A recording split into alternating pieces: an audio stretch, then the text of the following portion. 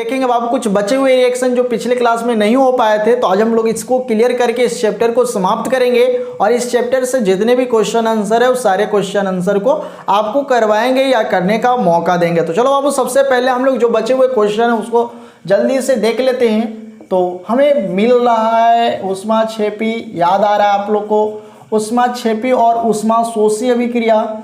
तो पिछले क्लास में हम लोग इसको नहीं कर पाए थे, तो आज हम लोग इसको पूरा कर लेते हैं। तो ऊष्माक्षेपी अभिक्रिया है क्या, तो जल्दी से आप लोग टॉपिक बनाकर लिखिए। वैसा रासायनिक अभिक्रिया, वैसा रासायनिक अभिक्रिया जिसमें उत्पाद के साथ साथ ऊष्मा के रूप में ऊर्जा प्रदान होता हो उसे ऊष्माक्षेपी अभिक्रिया कहते हैं।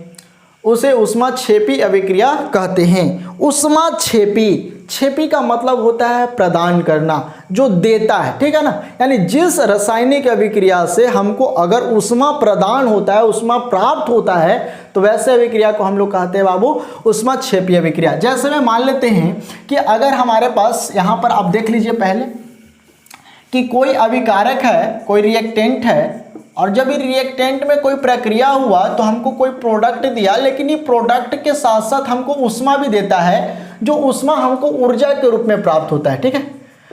ऊर्जा के रूप में जो ऊष्मा ही होता है, ऊष्मा प्राप्त होता है, तो ऐसे अभिक्रिया को हम लोग कहते हैं ऊष्माक्षेपी अभिक्रिया। दैट एग्जाम्पल जैसे देख सकते हैं आप लोग कि A+B मिल रहा है और C प्रोडक्ट दे रहा है, ठीक है ना, लेकिन इस C के साथ साथ हमको ऊष्मा भी दे रहा है, तो वैसे अभिक्रिया को हम लोग कहेंगे बाबू ऊष्माक्षेपी अभिक्रिया। अब आप लोग समझ रहे हैं कि ऊष्माक्षेपी अभिक्रिया क्या है। तो वैसा रासायनिक अभिक्रिया जिसमें हमको प्रोडक्ट के साथ ऊष्मा भी प्रदान हो, और ये ऊष्मा किस रूप में मिलता है बाबू, ऊर्जा के रूप में मिलता है। तो ऐसे कंडीशन में जो भी हमें रिएक्शन दिखेंगे उस रिएक्शन को हम लोग कहेंगे ऊष्माक्षेपी अभिक्रिया। तो जल्दी से आप लोग टॉपिक बना लिए, लिख लिए। तो चलो बाबू अब इसका एग्जाम्पल देख लेते हैं। तो चलो सबसे पहले हम लोग एक छोटा सा एग्जाम्पल, जब हम लोग मीथेन को वायु के संपर्क में लाते हैं तो हमको क्या मिलता है बाबू, कार्बन डाइऑक्साइड गैस प्लस बाबू H2O। लेकिन इस सब में जो सबसे इंपॉर्टेंट होता है वो क्या होता है बाबू, ऊर्जा।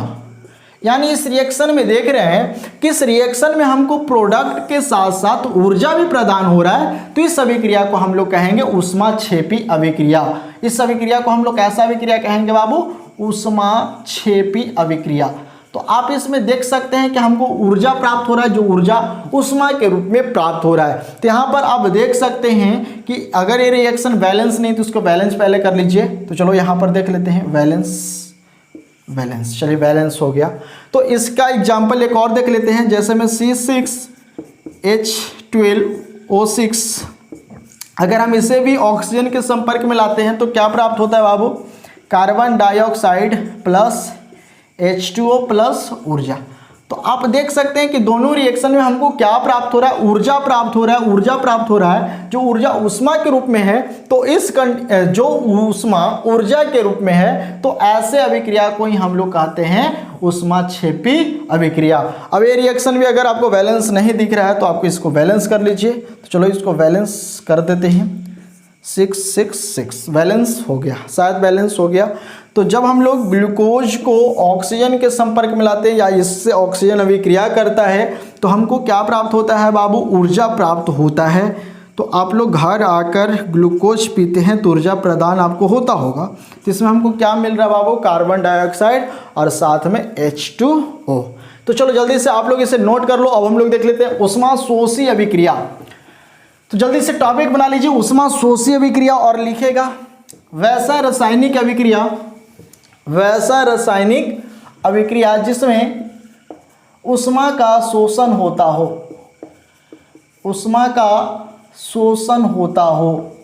वैसा रासायनिक अभिक्रिया जिसमें ऊष्मा का शोषण होता हो ऊष्माशोषी अभिक्रिया कहते हैं। जैसे में बाबू कोई रिएक्टेंट है और जब ये रिएक्टेंट प्रोडक्ट का निर्माण कर रहा है तो इससे कुछ ऊष्मा अवशोषित हो रहा है, कुछ ऊष्मा क्या हो रहा है, अवशोषित हो रहा है। तो इस कंडीशन में ऐसे रिएक्शन को हम लोग कहेंगे बाबू ऊष्माशोषी अभिक्रिया।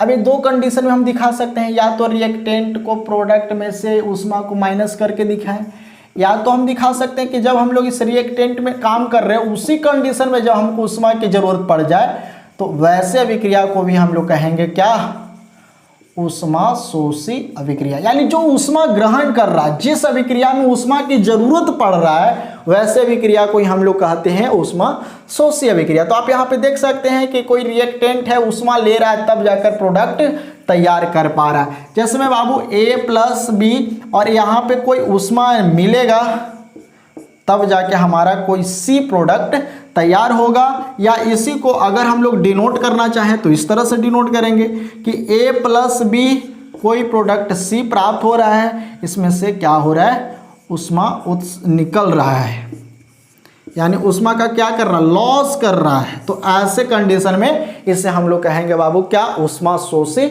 अभिक्रिया। तो ये सभी के सभी ऊष्माशोषी अभिक्रिया के उदाहरण है। अब इसका वास्तविक एग्जाम्पल देख लेते हैं। तो जब हम लोग बाबू कैल्शियम बेरियम हाइड्रोक्साइड को अमोनियम क्लोराइड के साथ रिएक्ट करते हैं, अभिक्रिया करते हैं, तो हमको क्या प्राप्त होता है, हमें प्राप्त होता है बाबू barium chloride plus NH3 plus H2O minus ऊष्मा। ठीक है, माइनस ऊष्मा, यानी इस रिएक्शन में क्या हो रहा है बाबू, ऊष्मा निकल रहा है, यानी प्रोडक्ट से ऊष्मा निकल रहा है। यानी इस रिएक्शन में काम तो हो रहे हैं, लेकिन जब प्रोडक्ट तैयार हो रहा है तो ऊष्मा निकल रहा है, यानी ऊष्मा का शोषण कर रहा है, यानी ऊष्मा के बदौलत ही अभिक्रिया संपन्न हो पा रहा है। तो ऐसे अभिक्रिया को बाबू हम लोग कहेंगे ऊष्माशोषी अभिक्रिया। तो अगर ये रिएक्शन बैलेंस नहीं दिख रहा है तो इसको बैलेंस कर लीजिए। चलिए बैलेंस कर देते हैं, 2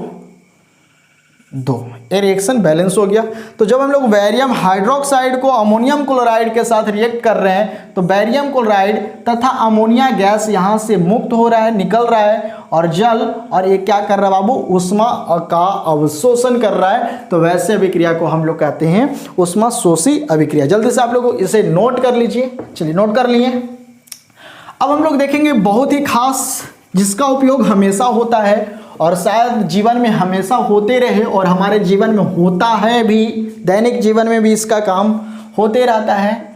तो बाबू हम लोग देखेंगे अपचयन और उपचयन अभिक्रिया। ठीक है, अपचयन, पहले अपचयन देख लेते हैं। इसी अपचयन को हम लोग अवकरण भी कहते हैं। तो हम लोग देखेंगे बाबू अवकरण या अपचयन अभिक्रिया। तो जल्दी से आप लोग इसको इंग्लिश में क्या कहते हैं बाबू, रिडक्शन रिएक्शन।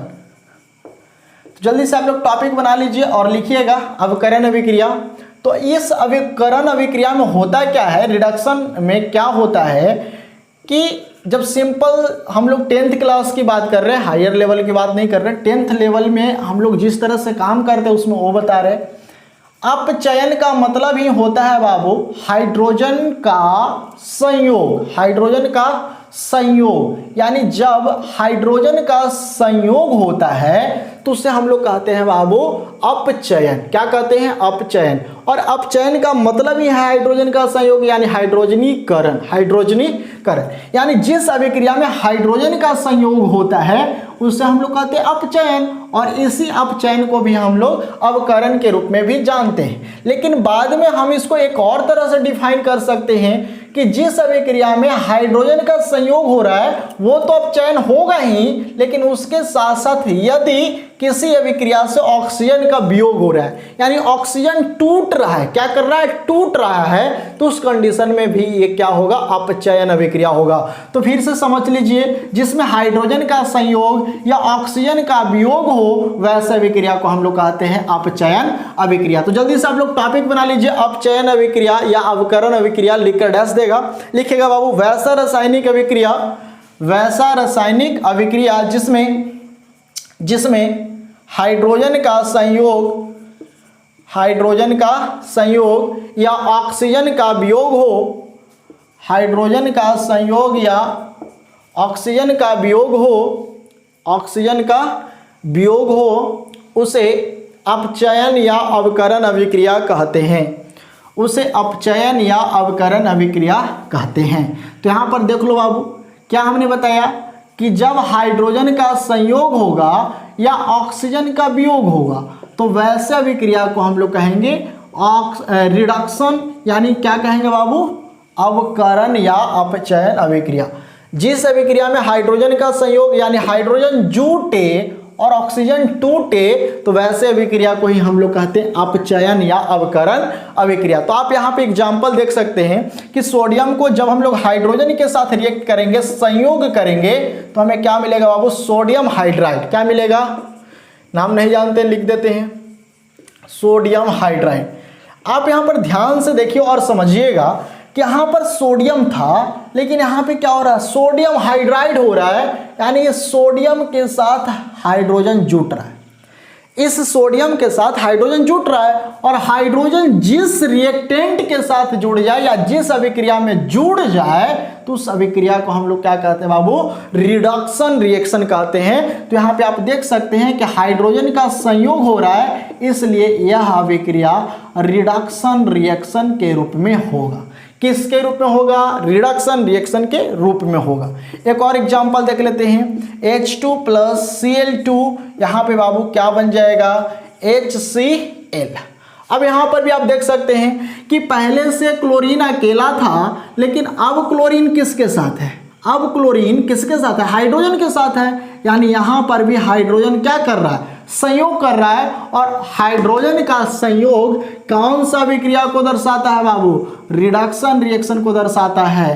तो यहाँ पर भी क्या हो रहा है बाबू, अवकरण अभिक्रिया हो रहा है, अपचयन अभिक्रिया हो रहा है। तो इसको हम एक और रिएक्शन से देख लेते हैं बाबू। कॉपर ऑक्साइड को जब हम लोग किसके साथ, तो हाइड्रोजन के साथ रिएक्ट करते हैं तो यहाँ पर आप देख सकते हैं कि प्लस माइनस प्लस।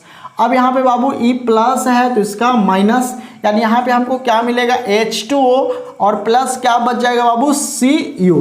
तो आप यहाँ पर देख सकते हैं कि पहले कॉपर किसके साथ था, ऑक्सीजन के साथ था, लेकिन अब कॉपर के साथ कोई है नहीं है, बेचारा कॉपर अकेला हो गया। तो अकेला हो गया इसका मतलब यहाँ से ऑक्सीजन क्या हो रहा है, टूट रहा है। और ऑक्सीजन टूट जाए तो उस कंडीशन में भी कौन सा रिएक्शन होगा, रिडक्शन रिएक्शन होगा। तो ये भी अभिक्रिया हो गया रिडक्शन रिएक्शन। जल्दी से आप लोग इसे नोट कर लीजिए, फिर हम लोग देख लेते हैं ऑक्सीकरण अभिक्रिया। तो आप लोग समझ रहे हैं, यहाँ पर हाइड्रोजन संयोग कर रहा है, क्या होगा, हाइड्रोजन संयोग कर रहा है, क्या होगा, अपचयन अभिक्रिया। यहाँ भी हाइड्रोजन संयोग कर रहा है, क्या होगा, अपचयन अभिक्रिया। यहाँ ऑक्सीजन टूट रहा है, देख लो यहाँ से टूट रहा है, तो ये भी क्या होगा बाबू, अपचयन अभिक्रिया। अब जल्दी से हम लोग नेक्स्ट रिएक्शन पे चलते हैं। तो नेक्स्ट रिएक्शन है हम लोग का ऑक्सीकरण अभिक्रिया। ठीक है, ऑक्सीकरण अभिक्रिया जिसे हम लोग उपचयन अभिक्रिया कहते हैं, उपचयन या इसी को हम लोग कहते हैं ऑक्सीकरण, ऑक्सीकरण अभिक्रिया। अब इस अभिक्रिया में हमको काम करना है, इसको इंग्लिश में क्या कहेंगे, ऑक्सीडेशन रिएक्शन, ऑक्सीडेशन रिएक्शन। ये बिल्कुल उसका उल्टा है। उसमें आपको दिखाया गया था कि हाइड्रोजन संयोग कर रहा है और ऑक्सीजन वियोग कर रहा है, लेकिन ये इसका विपरीत है। इसमें क्या होगा, हाइड्रोजन वियोग करेगा और ऑक्सीजन संयोग करेगा। तो वैसे अभिक्रिया को हम लोग कहेंगे बाबू ऑक्सीडेशन। ऑक्सीडेशन का मतलब ही होता है ऑक्सीजन का संयोग। तो वास्तविक रूप में जिसमें ऑक्सीजन का संयोग हो उसे ही हम लोग कहेंगे उपचयन या ऑक्सीकरण अभिक्रिया। तो जल्दी से आप लोग टॉपिक बनाइए, उपचयन या ऑक्सीकरण अभिक्रिया बनाकर लिखेगा बाबू। वैसा रासायनिक अभिक्रिया, वैसा रासायनिक अभिक्रिया जिसमें ऑक्सीजन का संयोग, ऑक्सीजन का संयोग या हाइड्रोजन का वियोग हो, ऑक्सीजन का संयोग या हाइड्रोजन का वियोग हो, उसे उपचयन या ऑक्सीकरण अभिक्रिया कहते हैं, उपचयन या ऑक्सीकरण अभिक्रिया कहते हैं। चलिए आ जाइए बोर्ड पे। यहाँ पे आपको दिख रहा है बाबू हाइड्रोजन, यहाँ पे दिख रहा ऑक्सीजन। अब जब दोनों को मिला देंगे तो क्या बन जाएगा, H2O। लेकिन इस रिएक्शन से हमको कुछ खास पता नहीं चल रहा है, इसलिए हम थोड़ा सा यहाँ पर चेंज कर देते हैं, क्योंकि यहाँ पे हाइड्रोजन भी ऑक्सीजन भी है। तो आपको समझने के लिए हम यहाँ पर चेंज कर देते हैं, समझाने के लिए, आपको दिखाने के लिए यहाँ पर थोड़ा सा अलग कर देते हैं ताकि अच्छे से समझ में आए। तो यहाँ पर आप देख सकते हैं कि सोडियम है, ऑक्सीजन है। तो जब सोडियम ऑक्सीजन के साथ रिएक्ट करेगा, संयोग करेगा, तो क्या बना देगा बाबू, सोडियम ऑक्साइड। इसका नाम क्या हो जाएगा, सोडियम ऑक्साइड, सोडियम ऑक्साइड। अब इस सोडियम ऑक्साइड में आप क्या देख रहे हैं, यहाँ पर पहले तो सोडियम था, पहले तो सोडियम ऑक्साइड था नहीं, पहले क्या था, सोडियम था, लेकिन इस सोडियम ऑक्सीजन का संयोग किया, ऑक्सीजन का संयोग किया तब ने सोडियम ऑक्साइड बनाया। अब बाबू यहाँ पर ऑक्सीजन का संयोग जब हो जाए तो ये अभिक्रिया कैसा हो जाएगा, रिडक्शन होगा कि ऑक्सीडेशन होगा, यह अभिक्रिया ऑक्सीडेशन होगा। क्या होगा, ऑक्सीडेशन। जैसे में आप यहाँ पे देख सकते हैं बाबू कि जब हम लोग कैल्शियम को ऑक्सीजन के साथ रिएक्ट करें या संयोग करें तो क्या बन जाएगा, CaO, इसका नाम क्या है, कैल्शियम ऑक्साइड। तो इसमें भी आप देख सकते हैं कि कैल्शियम पहले अकेले था लेकिन अब किसके साथ आ गया बाबू, ऑक्सीजन के साथ, यानी इसमें भी ऑक्सीजन का क्या हो रहा है, संयोग हो रहा है, तो ये भी रिएक्शन कैसा हो जाएगा, ऑक्सीडेशन। तो ये हो गया बाबू ऑक्सीजन जब संयोग करे तब। लेकिन अब एक एग्जांपल देख लेते हैं हम लोग कि जब हाइड्रोजन टूट जाए, जैसे में HCl है, जब हम लोग HCl को तोड़ेंगे बाबू तो क्या मिलेगा, H2 + Cl2, दोनों गैस के रूप में हमको मिलेगा। यहाँ पर आपको देख सकते हैं कि पहले क्लोरीन किसके साथ था, ध्यान से देखिए, पहले क्लोरीन किसके साथ था, हाइड्रोजन के साथ, लेकिन अब देखिए तो क्लोरीन किसके साथ है, हाइड्रोजन के साथ है, नहीं है ना, हाइड्रोजन के साथ अब नहीं है।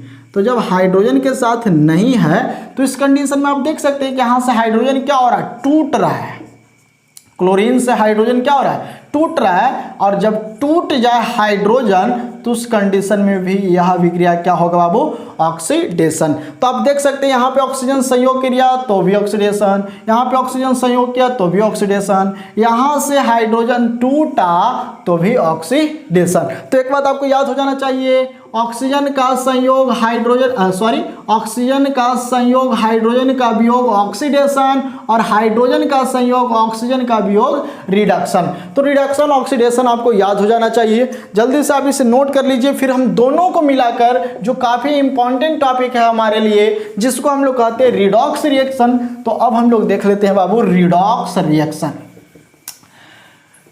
रिडॉक्स रिएक्शन, रिडॉक्स रिएक्शन, कितने भाई को इसका हिंदी पता है, रिडॉक्स रिएक्शन का मतलब क्या है, हिंदी क्या है, कितने को पता है? ढेर लोग तो अभी यही जानते होंगे कि रिडॉक्स को हिंदी में भी रिडॉक्स कहते हैं। लेकिन चलिए आज हम लोग थोड़ा सा अलग देखते हैं, जो आज आपको लगेगा कि नहीं हम जानते हैं। रिडॉक्स आप लोग पहले शायद जानते भी होंगे, भूल गए होंगे। रिडॉक्स दो शब्दों से मिलकर बन रहा है, रेड प्लस ऑक्स, यानी रिडॉक्स को हम लोग लाल बैल कह सकते हैं, लाल बैल कह सकते हैं ना, याद कर लेना आज के बाद। रेड मतलब लाल, ऑक्स बैल, लाल बैल।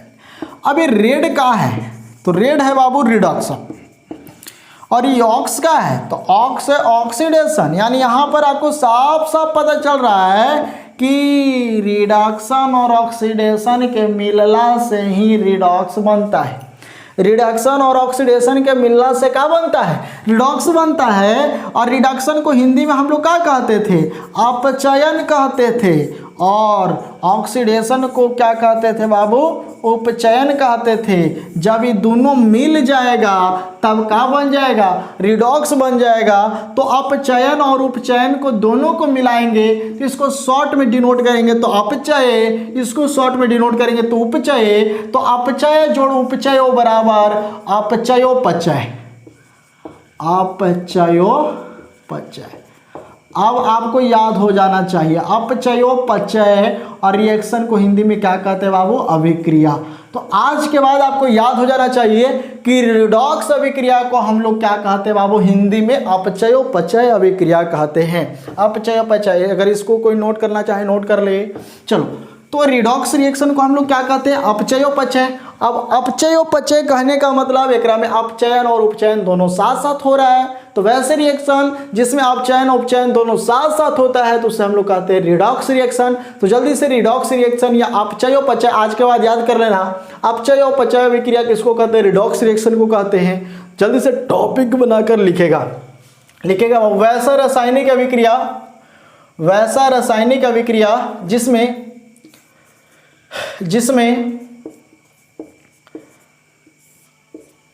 अवकरण यानी अपचयन तथा उपचयन अपचयन तथा उपचयन दोनों साथ साथ होता हो, दोनों साथ साथ होता हो, दोनों साथ साथ होता हो, उसे रिडॉक्स अभिक्रिया कहते हैं, उसे रिडॉक्स अभिक्रिया कहते हैं। चलिए आ जाइए बोर्ड पे, हमारे पास एक एग्जाम्पल है। जैसे में यहाँ पर आप देख सकते हैं बाबू, कॉपर ऑक्साइड है तो ये प्लस ये माइनस, ये आपको प्लस तो इसका प्लस तो इसका माइनस दिख रहा है, तो यहाँ पे आपको क्या बन जाएगा बाबू, H2O और प्लस में क्या मिल जाएगा, Cu।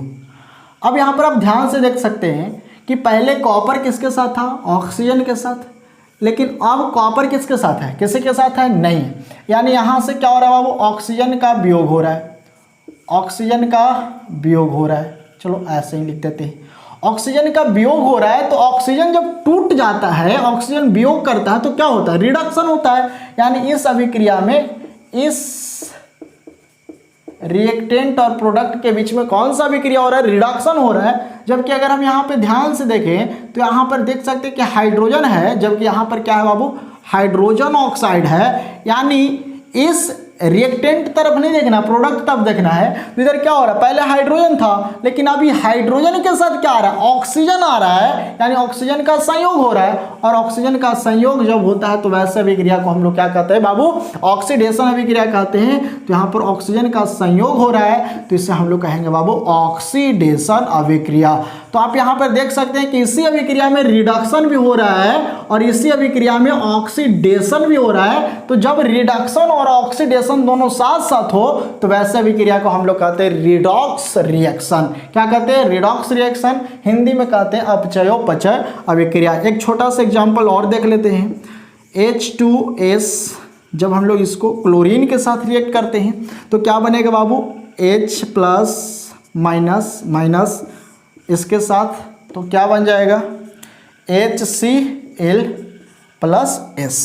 अब यहाँ पर आप देख सकते हैं कि यहाँ पर हाइड्रोजन पहले किसके साथ था, सल्फर के साथ था, लेकिन अब ज़रा ध्यान से देखना कि ये सल्फर हाइड्रोजन के साथ है नहीं है। यानी यहाँ क्या हो रहा है, हाइड्रोजन का वियोग हो रहा है। फिर ध्यान से देखो, पहले सल्फर किसके साथ था, हाइड्रोजन सल्फाइड किसके साथ था, हाइड्रोजन के साथ था, लेकिन अब इस सल्फर के साथ बताओ तो हाइड्रोजन है नहीं है। यानी हाइड्रोजन क्या हो रहा है, टूट रहा है। और हाइड्रोजन का टूटना क्या होता है, ऑक्सीडेशन होता है। ध्यान से देखो, हाइड्रोजन का टूटना क्या हो रहा है, ऑक्सीडेशन। यानी इसके बीच में क्या हो रहा है, ऑक्सीडेशन। जबकि अगर हम इस क्लोरीन को देखें तो पहले क्लोरीन अकेला था बाबू, लेकिन इधर देखें तो इस क्लोरीन के साथ क्या हाइड्रोजन है, यानी हाइड्रोजन संयोग कर रहा है। और जब बाबू हाइड्रोजन संयोग करता है तो उस अभिक्रिया को हम लोग क्या कहते हैं, रिडक्शन। यानी इसके बीच में भी क्या हो रहा है, रिडक्शन। तो आप देख सकते हैं कि इस अभिक्रिया में भी ऑक्सीडेशन भी हो रहा है और रिडक्शन भी हो रहा है। तो इस अभिक्रिया को भी हम लोग कहेंगे